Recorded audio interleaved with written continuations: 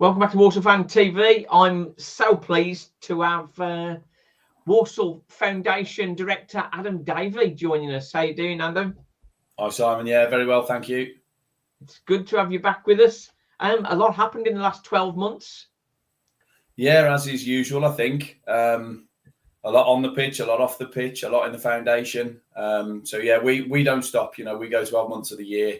A lot of our programs just keep rolling on and introducing new programs when opportunities arise. So yeah, busy year.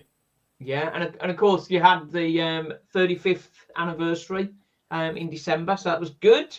Yeah, we did. I want to talk about some of the award winners in that, but I think it's important to mention first of all Brian Adshed, no longer with us, and Graham Whittaker has sort of stepped into his role of chairman. Big loss, I would think. Yeah, Brian was excellent for us. You know, we have a great board of trustees. Everybody contributes in their own way. Some ex-players on there as well with other skill sets. And Brian was a real support for us, really well connected in the FA and through the football world. And most importantly, I guess for me, is a sounding board for advice as well, because, you know, we have a number of staff now and I obviously head up the foundation and I try and support the staff and everybody as best we can. But obviously sometimes I might need that support as well. So Brian was excellent for that. And, you know, we recognised him at the 35-year dinner and rightly so. And yeah, a very, very sad loss. Yeah. I think part of the connection, obviously, as you say, a sad loss there. The rest of the sort of supporting committee, to have Adam and James Chambers there and Don Goodman, that says a lot about the club. They wanted to stay connected with the club as well as with the foundation, don't you think? Yeah, you know, obviously all with history as players. Adam and James, twins playing for the club. Adam was captain for a good number of years through that successful period with Dean. Don, obviously, with his the playoff win at Cardiff, of course, but they come with those extra skill sets. You know, it's not just about have we got an ex-player to support us. It's excellent that they do. We get lots of support from other ex-players as well who maybe aren't on the board of trustees, but it's what they bring to the table as well. And Adam and James are very good. You know, what they've done beyond football with their own sort of business interests and things they're doing now and the support they can offer. And Don with his media connections and helping us kind of amplify what we do. Excellent members of the board. Yeah. On the night, we had some special awards. Want to draw attention to a few of them. Martin Berry got the Health Champion Award. Can you tell us a little bit about Martin and what that involved? Yeah, so Martin, many years ago, worked for Walsall Housing Group, WHG, as they're known now, one of their health champions, and helped to set up Walking Football originally. He was very big on supporting particularly the mental health of participants and particularly men. You know, a lot is talked about suicide rates in men and men not maybe talking as much, which we've covered in sort of previous stuff we've talked about with our mental health support. But the Walking Football he helped start, joined in himself as a participant, now works for a mental health charity and really supportive, plays in games, set the programme up, and it helps so many people that, you know, without Martin's involvement at the very start and then continuing to support it, maybe it wouldn't be the big programme that it is now. Oh, fantastic. Round of applause, Martin, of course. Sport champion, Vicky Michelle Blunt. What was that involve? So Vicky, again, we've known for a long time, very supportive of grassroots football, particularly at Creswell Wanderers. She's also the Women and Girls Development Officer at Birmingham FA. She's since actually joined our technical board for the Women and Girls section of the club as well. Okay, all kind of voluntary as well. Obviously, her role in Birmingham FA is a job, but you know the extra stuff she does beyond her role at Birmingham FA in the voluntary capacity, and particularly with Creswell Wanderers, they've got a link with us for match visits, and they send some of their teams to be the ball assistants, the flag bearers. Loads of kids coming to watch matches with us. Hundreds and hundreds of children that she's managed to support in her voluntary role. So we thought that was one to recognise as well. Oh, absolutely. I think we got a gold award the club got a gold award recently, didn't they, for family engagement and that sort of thing, which is yeah, we did the family excellence slightly aside to just the foundation. You know, we play our part as we do with every aspect of the club where we can, but the club's efforts off the pitch, which is judged by the EFL, and there is that sort of call from the EFL to make football a better kind of thing to attend in not just the football, more of an you know, event, fan zones, the locker, the ease to get to the stadium, ticketing, kiosks, everything. And I mean, really, it was fantastic. We were number 1 in League 2 for family excellence, and I think 7th overall in the EFL, which is a tremendous testament to everybody behind the scenes that have managed to get that award. It was quite funny, actually. Part of my match preview that I did with Chesterfield had Phil Tooley on there, Chesterfield fan, and he was talking about how much they've done with families and engagement and that sort of stuff. And as he was saying it, I was thinking, well, we've done quite a bit as well. And then it was just after that the award came out that we were top. So that was quite a nice. Yeah, no, every club is kind of, you have like a secret shopper, I guess, that comes out to the club twice a season and judges everything about the football club, not just obviously the football side, but everything off the pitch, the the facilities that are available to families and supporters and everything else. And yeah, quite a good one to have that. And obviously first in the EFL and 7th overall, which would include championship clubs with much bigger budgets and bigger stadiums to put things on. Fantastic for us. Yeah, I don't think that was publicised, the 7th overall in the EFL. That is a remarkable achievement. Yeah, it was excellent. I don't know where everyone else is. You just kind of get told your position. That's fair, really. Yeah, that's fair. Yeah, so I'm not sure who we were behind, but we're ahead of quite a few there in 7th place. Rizwan, engagement champion. Rizwan Ahmed. Tell us about what happens there. So Riz is a local guy, went to Joseph Leckie school, set up a youth group, Youth Connect. They work in sort of Plec, Palfrey, Karma, work out of Plec mainly. Supports a lot of young people from lots of different backgrounds, but particularly the South Asian background. And we have our Premier League Kicks project, which is a sort of estates-based, keeping kids off the streets type of project. And when we first got that funding a few years ago from the Premier League, Riz was really helpful in setting up sessions, supporting sessions, sending some of their mentors, youth mentors from Youth Connect to work with the young people, because a lot of his sort of young people that he worked with were coming to the football sessions as well. So really supportive in getting those sessions off the ground. And again, helping a lot of young people stay on the straight and narrow and live positive and active lifestyles. Yeah, I think that sort of challenge just seems to get bigger and bigger, doesn't it? Yeah, it's a challenge. Every area has its social issues, particularly those around town centres. We're not a million miles away from the town centre, where you'll see a lot of social issues. So yeah, important that we're tackling those sort of problems, and support from Riz has been fantastic to do that. I think obviously sort of it's connected with sort of like the education side of things, and education champion Mark Dakin is obviously involved with that as well. But the education, that's something that's sort of coming on massively, isn't it? Yeah, and Mark, the reason we picked Mark out in education, he's a head teacher at a local primary school, one that we work in. But when you see what he does above and beyond his role as a head teacher, in looking for opportunities for his pupils, paying for extra support that maybe he hasn't always got the budget for, to make sure his kids get the best chance, in and out of school, is fantastic. We've got a great relationship with his school, worked with Mark for a long time, and he's such a positive individual he really does try and get the best, as I'm sure every head teacher does. But, from our experience of working with Mark, the kids are at the centre of everything he does in his school. So he was a worthy winner of that award. Well, when you get a teacher that can really sort of step above the parapet, as it were, the kind of people that you remember forever. Everybody remembers really great teachers, don't they? Yeah, exactly. Our coaches, teachers, everybody in that sort of role with working with young people, they're role models. And as you say, you get to later on in life and you remember back to those people that influenced you when you were a young person. Mark's certainly going to be one of those for a number of pupils at his school. I guess he's working quite a lot with Joe Roberts, isn't he, the education manager?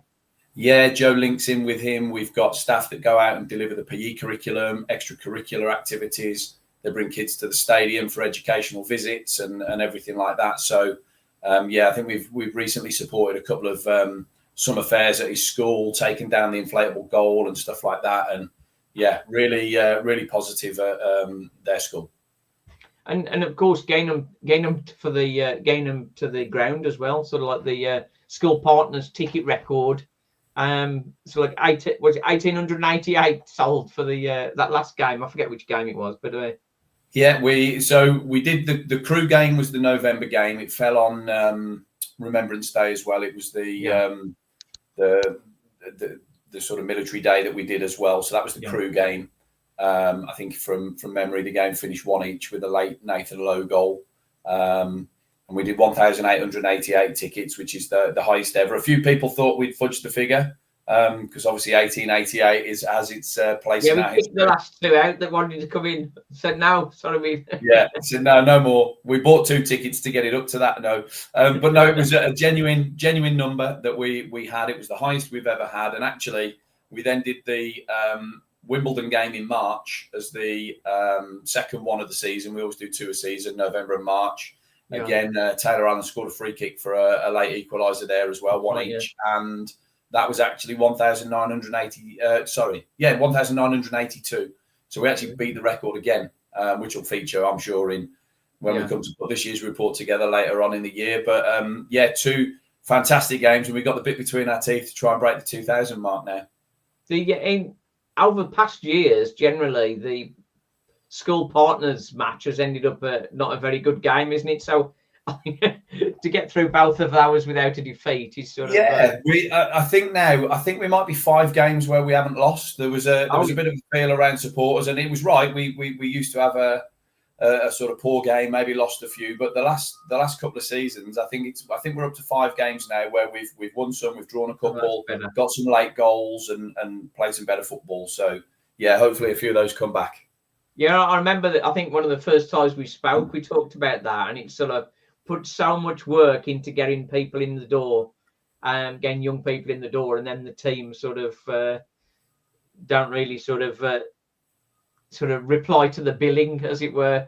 But we make a point of telling them now and saying, "Come on, we've got all these kids in now. We need a win." Well, the thing is, there's definitely momentum in the club, and I think that sort of helps with yourselves. Just got sort of a picture there. Hang on, let's. Being part of that, Tommy Simpkin and Jamie Jellis sort of getting involved. It's so important to have the club that connected, isn't it, with you guys? Yeah, I've spoken a few times to different people about how important the players are in supporting activities, because as great as all the work we can do out and about is, a footballer is the highest profile member of staff we've got, if you want to call them a member of staff. They're part of the club. They're the most highest profile people we've got, and them going out. And we have fantastic support from Matt and all of the lads to get out. Those of them that, if anyone was at the end of season awards dinner, we recognise Sam Hornby. The video of his his work and some of the stuff he supported as community champion was fantastic. And that video explains it far better, the impact of a player visit, than anything I could say, put into words and say. So, we get great support from all of the lads, the young lads, the lone players, the senior players that are maybe a bit more used to those kind of visits and the impact they have. Everybody's so supportive. It's fantastic to have that from the first team. I think to have somebody like Tommy Simpkin, obviously got lots of local connections. I know, strictly speaking, he's a Stoke player, but I mean, he's sort of a bit of a saddler, really, isn't he? From his where he's grown up, and obviously with a loan this year, and Jamie Jellis, of course, from Tamworth. So it's all good to have those local guys, isn't it? Moving on to back on your feet. That's a remarkable addition to things. But that wasn't there last year, was it?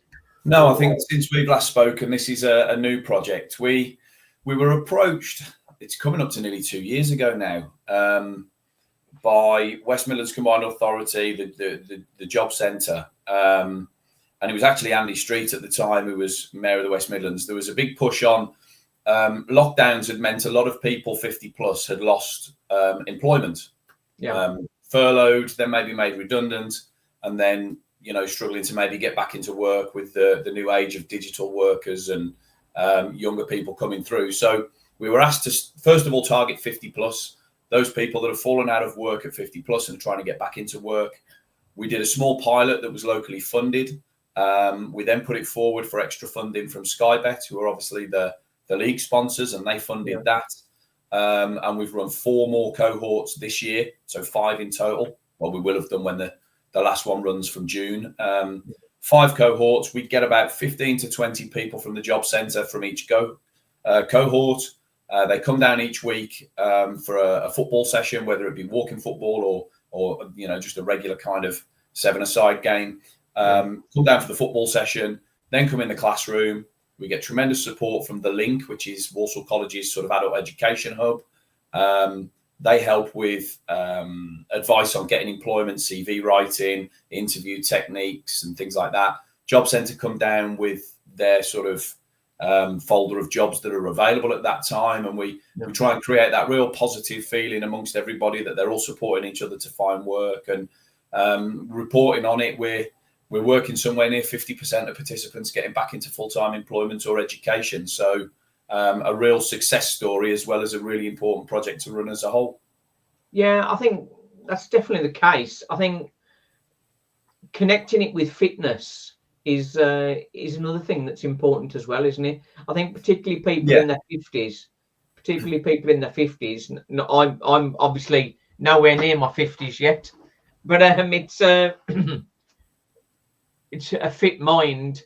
You need a fit body, don't you? Well, it is. And what we found was one of the issues that may face people unemployed is sedentary lifestyles. If you're not up and about getting to work, you haven't maybe got as much disposable income to do extra activities outside of your day-to-day stuff. You can get into a position where you're not very active. We found that 1 or 2 people were also socially isolated because they're not getting out and about in the day because they're unemployed. So what we found was, first of all, they were making friendship groups, which was important. And 1 or 2 people we identified as really needing that extra support from not being isolated.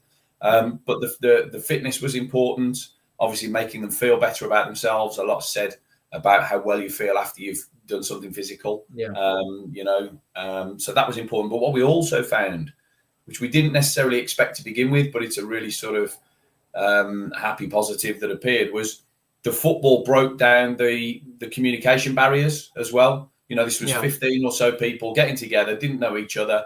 And as you do in a group of strangers, you then go into a classroom, somebody asks you a question, nobody wants to speak up because they're unsure of each other and don't know the group. If you just had the classroom sessions, it might have taken 4, 5, 6 weeks for people to start opening up and talking. But because they played football and done some teamwork and had a bit of a laugh on the pitch first, as soon as they got in the classroom, within a couple of weeks, everybody's contributing, everybody's answering questions, and everybody was comfortable with each other. So it just shows the importance of team sports, and in this case, it was football, for people to get together and work together as well. Yeah, I think that I have personal experience of that. My work situation changed sort of just after COVID, or just before COVID, I think. But I attended a social media training course, and on that you've got people sort of in a similar situation to myself, and this one guy, it was I think it was 2 or 3 weeks we were doing the course, but I mean we were halfway through before he really spoke to anybody. It was sort of one word answers and that, and then suddenly that connection starts to build, and everybody sort of comes out their shell, and it's a huge benefit to get that kind of activity together, particularly for the workshops.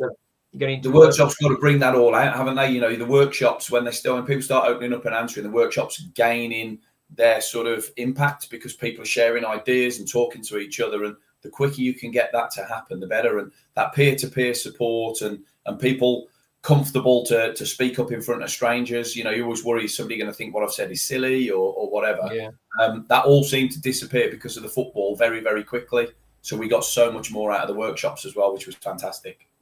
Yeah, I think that experience, as you say, of meeting new friends, like from that course, I met new people from that, and sort of they became friends going forward, sort of thing. Additional contacts as well. So Exactly that. It's all good stuff. The post-16 stuff we do. Yes. So that's football and education. I can remember a couple of years ago, my lad Stephen came for the warm-up sessions, I think. Right. And I think he was done in before he'd finished the warm-up. But saying that, he's not unfit. But I mean, it was just the level of fitness for some of these young people is outstanding, isn't it? How's that going now? The post-16 stuff, and any stars in the making for us? I think it's grown strength to strength. We're looking to increase numbers again for September this year. We're supported by the League Football Education, as you saw the logo there.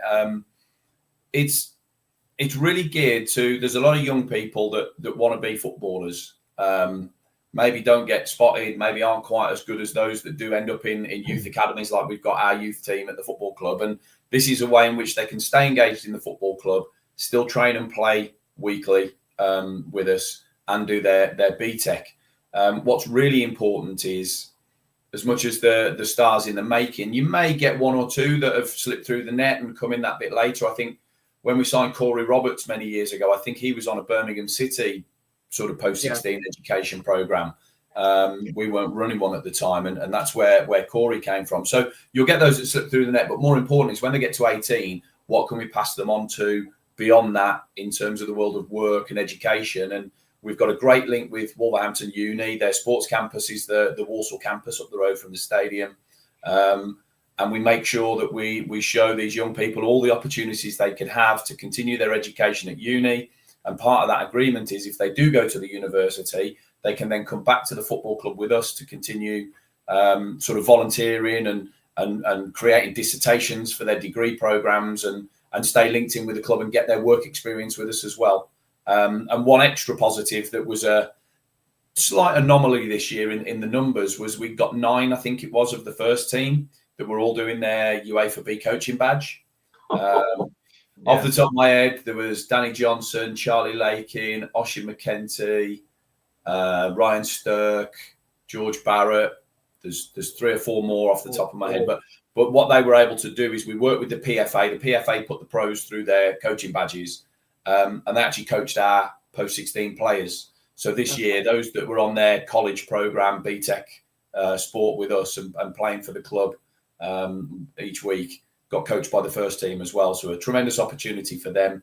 And to help the players involved, yeah. And one or two fans of the club as well. So they were starstruck that, the guys, they've got a season ticket or a match ticket to watch every week, suddenly on the pitch with them, training and teaching them football. So that was really, really positive this year as well. Yeah, we quite often talk about sort of like players coming through sort of like the youth setup and that sort of stuff. And the development doesn't always take you through to like a professional contract. There's a guy I want to talk about, Ryan Smith.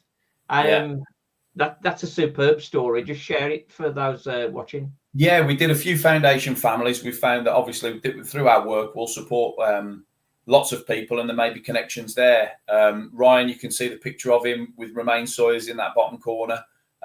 Started off coming on our programs as a very young player in our sort of mini kickers and football sessions. Come all the way through, attended everything. They get to a point where maybe some of the programs we run, they kind of outgrow in age. But he stayed involved. He volunteered with us. We now actually pay him as a casual staff to come in and help deliver on soccer schools and Saturday morning sessions.